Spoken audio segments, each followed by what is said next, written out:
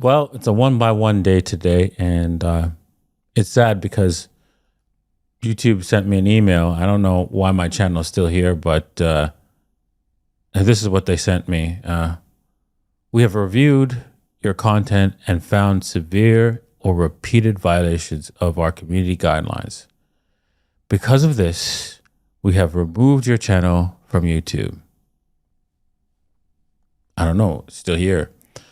I'm gonna fight this as much as I can, but what can I do? Might not win. We know this is probably very upsetting news, but it's our job to make sure that YouTube is a safe place for all. If we think channel severely violates our policies, we take it down to protect other users on the platform. But if you believe we've made the wrong call, you can appeal this decision. You'll find more information about the policy in question and how to submit an appeal below. This is what our policy says. Spam, scams, or commercially deceptive content are not allowed on YouTube. This is it. So I don't know if this video is going to be up. If it is, great. You know that my channel is going to be deleted. I am available on Rumble. If you head over to rumble.davincej15.com, you can subscribe there. You can do that right now. I'd really appreciate it because, you know, this channel could go down, right? And that's just the way it is. You know, YouTube, Google, they have every right to curate their systems. It is their software. It is their platform, and they can control it any way they like, any way they see. And yeah, it is that day. And you know what? I need to stay 5 by 5, no matter what, right? Because you know what? We're in crypto, and crypto will continue to pump heavily. Bitcoin will continue to go up. All these, all the noise of you know, YouTube and Google or any other platform that tries to censor people, yeah, who cares? We'll deal with it. We'll find a way. We'll work through it, and we'll live through the April Fools. Yes, just kidding. My channel is not being deleted. I thought it was a good one. I hope you enjoyed that April Fool's beginning. But anyways, we're going to be talking about the news, and we're going to be also going over some TA for today.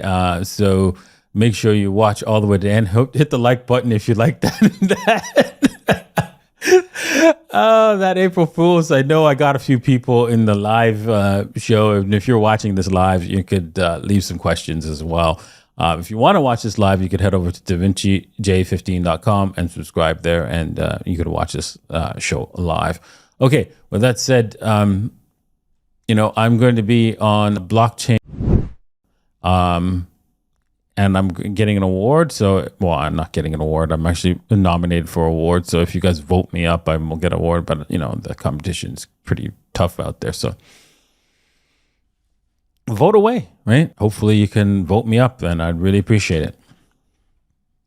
All right, with that said, let's move on to the first news of today. Is crypto miner in Pennsylvania. He's hit with a lawsuit over polluting from Bitcoin mining. Okay, right.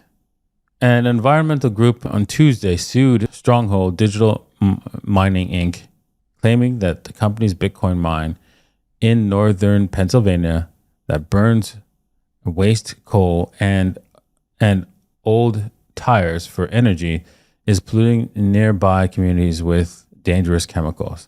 The lawsuit by Save Carbon County, filed in the state court of Pennsylvania, also named Pennsylvania as a defendant. Okay. A nonprofit whose members live near the Bitcoin mine is seeking compensatory and punitive damages from the company, and an order directing the state to stop allowing pollution to continue. I don't know if they're really polluting the waterways and everything, then yeah, they need to stop. But I highly doubt that. we'd have to look into it really close with a microscope, right? The group said that Stronghold has created a public and private nuisance by releasing mercury into the waterways. Wow. And spewing harmful chemicals like sulfur dioxide into the air from the aging power plant it bought to power its energy thirsty operations. Well, we don't know the details, but we have to look into that. The state has issued permits allowing the pollution and subsidize the crypto mine through tax incentives, despite having affirmative duty in the state constitution to protect the environment for citizens, according to the lawsuit. Yeah, well, it looks like they're naming the state as well, so might be some validity to that, because I wouldn't be surprised, and states and counties are having problems with money, right? And they're running out of money with the growing debt, right? They need to go out and take on more and more debt. Anyways, a Stronghold spokesperson said that the statement that its operations actually clean up the land and water in the area by using waste coal left behind by historic coal productions in the region. Okay. Stronghold's facilities have cleaned up millions of tons of waste coal and reclaimed over once blighted land. Now sports fields, parks, and fishing spots for local communities. Yeah. Difficult to say, right? The Pennsylvania Department of Environmental Protection declined to comment. Okay. Cryptocurrency mining is a process that often uses large amounts of electricity for computing and cooling data processing centers. Okay, so there's a lot of data processing centers, and they use a lot of electricity, which perform complex math operations, equations in order to secure cryptocurrencies like Bitcoin. It's interesting. I would like to know if this is the BS article or not.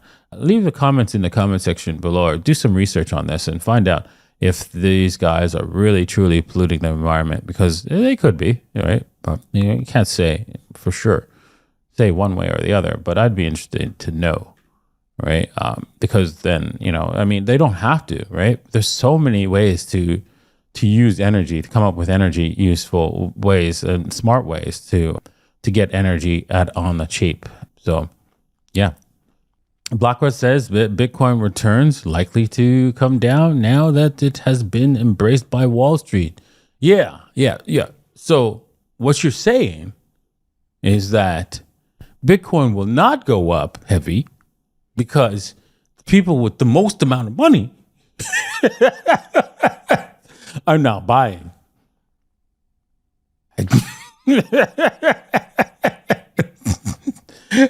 Oh, damn. Is this the end of the Bitcoin's 4-year bear and bull and bear cycle? Oh, man. Okay. Yes, the bear and bull cycle will start to taper off. I agree. But this is the first cycle that everybody in Wall Street can buy Bitcoin. Everyone can click on the ETF, right? Everyone can do that now. Don't know if the ETF will actually buy some Bitcoin, but that's a possibility. And so, effectively, whether they all buy the ETF and they lie about the numbers that they have, or they tell the truth about the numbers and they say they have to over 21 million, doesn't matter. Bitcoin prices will go up. Okay? And they will go up in those 4-year cycles until closer to the time that we use Bitcoin as money. And then that's basically the whole kit and caboodle. So when we have like 10% of the population, that's just 10%, right? Then talk to me about the end of the bull and bear cycle. Because this, let's go down to the key points here, right? A tilt towards institutional ownership could lead to something even bigger. The ownership of Bitcoin by sovereign nations. More countries may follow El Salvador and initiate a race to accumulate cryptocurrencies, potentially initiating a global mainstream adoption supercycle. Yes, This change might also lead to a departure from the intense boom and bust cycles traditionally associated with cryptocurrency markets, fostering a more stable environment for growth and development within the sector. Yeah, so let me get this straight.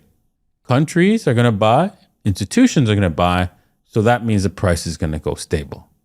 That's what you're saying here, right?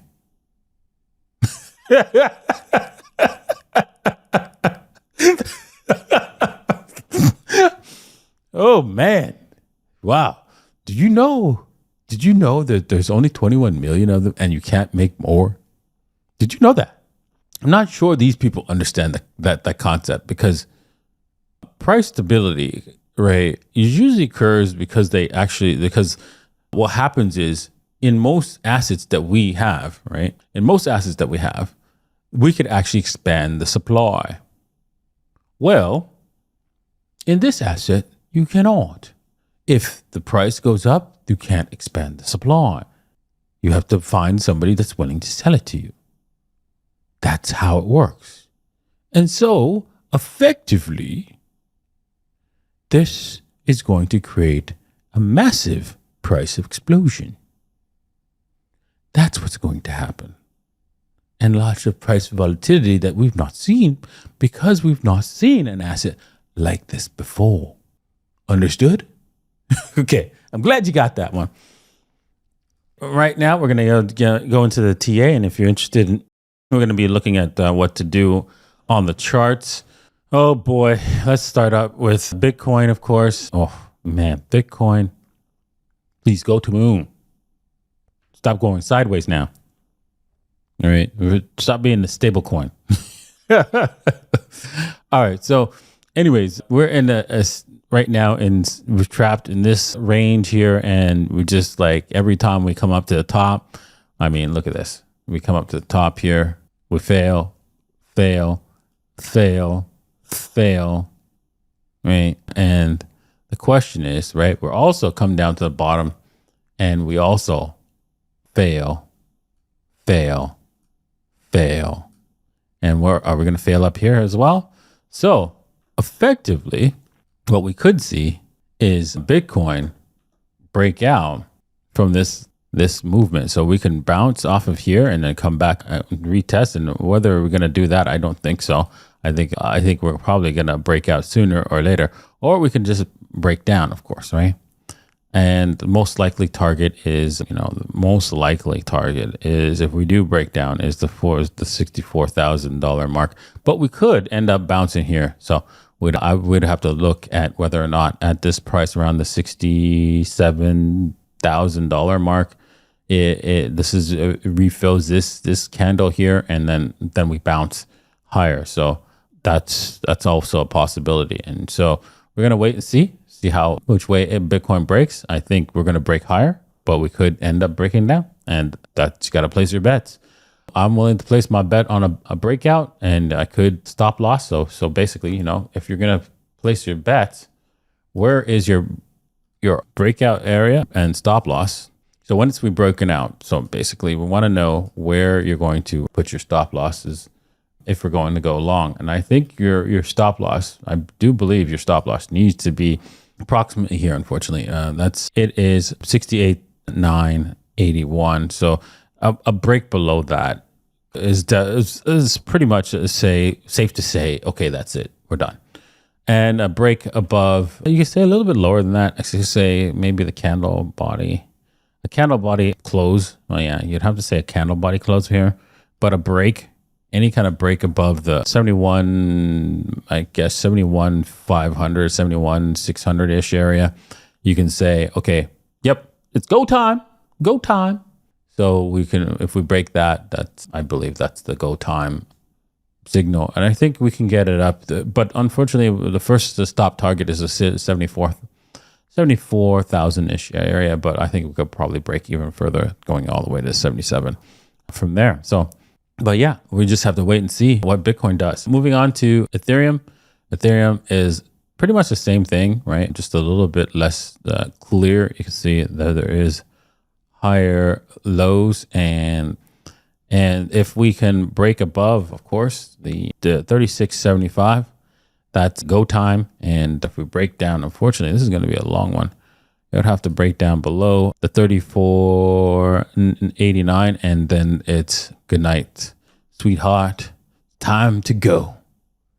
And that's it for it's a wrap for both Bitcoin and Ethereum for a while. And I mean, well, it's not so bad. I mean, it's only till for Ethereum, the target is probably around the 32-ish area. So then we can see some returns. But I don't think Ethereum's going to break down all the way here. I think we're going to see it rocket up as well to closer to the $4,000 mark. So yeah, that's where I think it's going. Shiba, well, Shiba, why are you not Shiba? Yes, Shiba should only be pumping. This break of this trend line indicates we are going to retest the lower levels. What lower levels is that? Well, if we do the Fibonacci retracement, you can see that the 61.8 is the likely target. And so I was saying the 27-ish area is where we would break down to. And this is where you want to be a buyer if it does break down. So that's what you're going to do. All right. Well, thank you all for watching. I hope you enjoyed this April 1st show. And we're going to be doing another show tomorrow. And I'm looking forward to seeing you guys. Cheers. Peace.